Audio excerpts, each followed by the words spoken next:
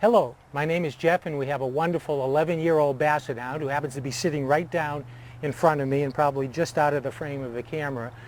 And we take him on many walks during the week, usually a couple of long walks during the day. And I came up with a really interesting leash design. It's using a plain piece of rope and it's making a leash that's extendable. So if you need a rope, you need a leash that's 4 or 5 feet, you'll have one. If you need one that's 8 or 10 feet, you'll have one. It'll be the same leash.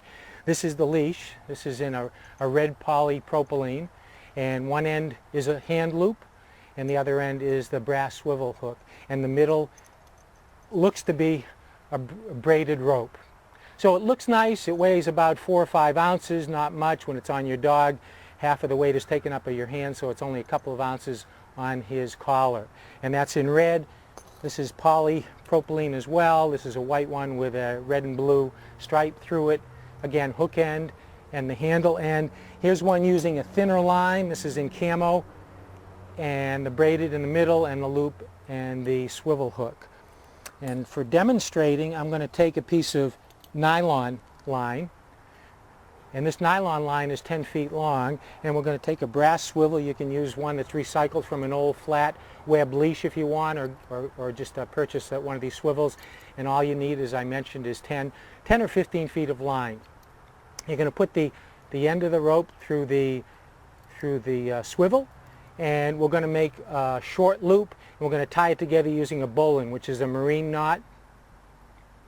It goes up through this little loop. We're going to make a tiny loop, goes up through the loop, around the long end, and back down through the loop again, and then you just give it a pull on both ends, like so. And that's one end. Then we go to the hand loop, which is bigger, 8 to 10 inch hand loop, and you're going to create a tiny loop, go up through the loop, around the long end, and then back down again through that loop, and snug it up, and that's your hand loop. Now you have about an 8.5 foot leash now. We started out with a 10 foot long piece of line. So we're going to pull up that slack by creating a series of loops, and we're going to start in the hook end. We're going to go about 1 foot, and we're going to make a slip knot, and that slip knot is real easy to make. And we're going to use the sliding end, the long end of the line, like this. So this adjusts the loop. We're going to adjust it down to about 1.5 inches, create another loop, pull it through, and then keep looping. This one is, this length is going to we're going to need about 10 or 12 of these loops, and it goes very quickly. Now, 3 loops, if you undo this, 3 loops equals approximately 1 foot of the leash. So you can extend the leash by 1 foot or 2. And I'm going to put a couple of more in here. Goes pretty quick. Do one more, and then I'm going to extend that loop so I can put the hand loop through, and the last loop has to lock it. So this locks it tight. When you pull on it, you can't remove those slip knots that you've just made. And this is close, this is about a 4.5 foot leash. So if you need it longer, again, you just undo that loop, bring back the handle loop through that, and here if I pull out 1, 2, 3, that's about 1 foot, and this is a little more than 1 foot.